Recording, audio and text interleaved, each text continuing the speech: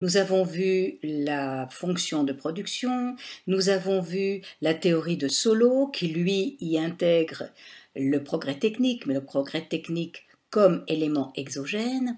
Voyons maintenant la théorie, ou les théories, parce qu'il y en a plusieurs, de la croissance endogène. Elles semblent très intéressantes parce qu'elles sont assez récentes et qu'en fait elles sont très adaptées aux problèmes actuels.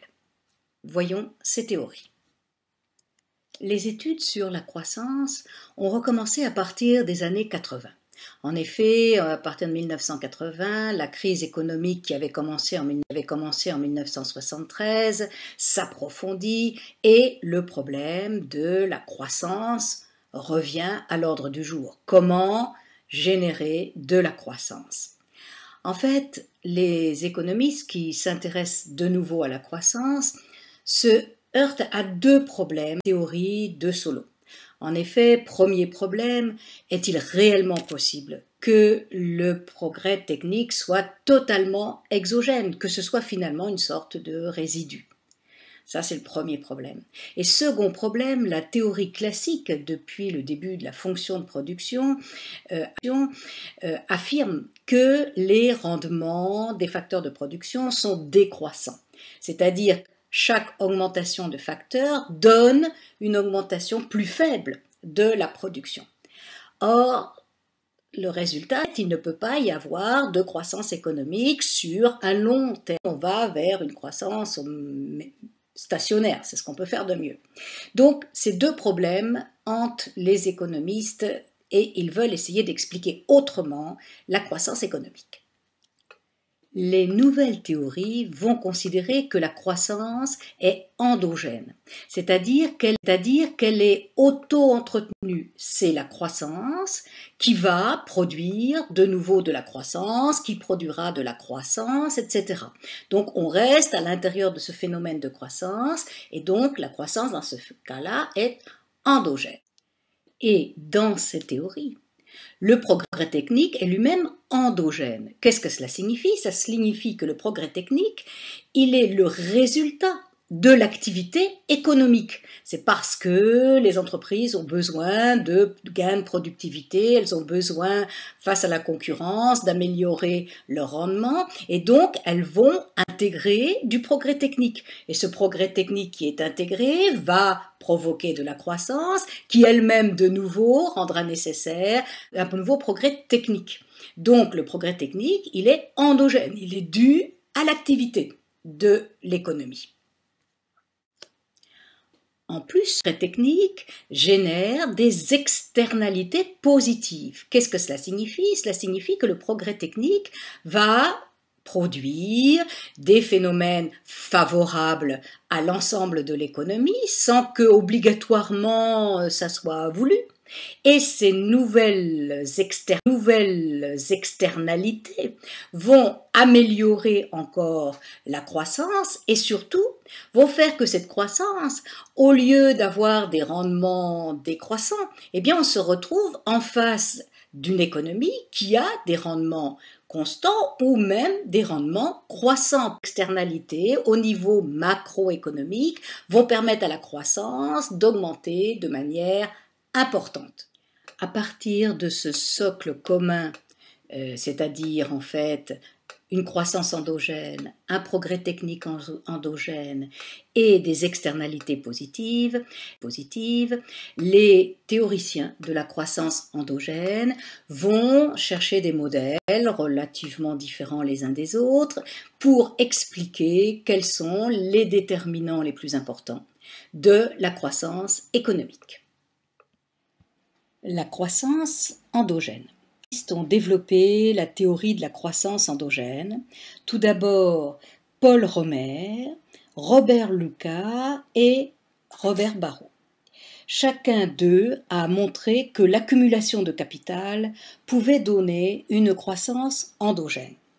Pour Romer, en fait, il s'agit essentiellement de l'investissement, celui-ci incorporant de nouvelles technologies, donc du capital technologique, autrement dit capital technique plus capital technologique, produisait une accumulation de connaissances. en effet, pouvoir utiliser ce capital technique et ce capital technologique, il faut acquérir de nouvelles connaissances et ensuite, grâce à ces nouvelles connaissances, il y a un retour, on peut de nouveau incorporer du capital technologique encore plus moderne. Et ce capital technologique encore plus moderne produira de nouvelles connaissances. On est là dans un phénomène endogène et donc bien d'une croissance endogène. En plus, l'accumulation de connaissances peut se faire de manière constante, il n'y a pas d'arrêt, donc on pense d'une croissance qui peut durer sur un long terme. Le second, Lucas, insiste, lui, sur le capital humain. En effet, il pense que si la formation s'améliore, si les salariés sont constamment formés par l'entreprise, si ils arrivent déjà bien formés, il va y avoir une productivité supérieure de ces salariés. Ces salariés pourront arriver à mieux travailler, il y aura encore une nouvelle formation à chaque fois qu'il y aura de nouvelles technologies, et ainsi on élève le capital humain. Donc ce capital humain, lui aussi, va provoquer des externalités positives parce que au fur et à mesure qu'on améliore la formation, eh bien, ces salariés vont se répartir dans diverses entreprises, ils vont ainsi apporter avec eux leur nouvelle amélioration de connaissances, leur nouvelle formation, et celle-ci se répandra dans l'ensemble du tissu industriel et pourra donc donner une amélioration généralisée du capital humain, et ainsi il y aura d'abord une gêne parce que ce capital humain se sera amélioré, et ensuite des externalités positives parce que cette amélioration produira de nouvelles améliorations dans l'ensemble de l'économie. Le dernier, Robert Barrault, lui insiste sur le capital public. En effet, il pense que les investissements publics sont fondamentaux. Quels sont ces investissements publics ? Essentiellement l'éducation. Cette éducation va donner un capital humain nettement supérieur. Il y a aussi les infrastructures qui vont permettre donc au pays d'avoir des facilités pour le sport, par exemple, au niveau économique, mais aussi pour les télécommunications. C'est un exemple. Et le dernier point très important, c'est la recherche fondamentale. En effet, on ne peut attendre du privé qu'il fasse une recherche fondamentale longue et pas toujours fructueuse, alors que l'État peut le faire au nom de la collectivité.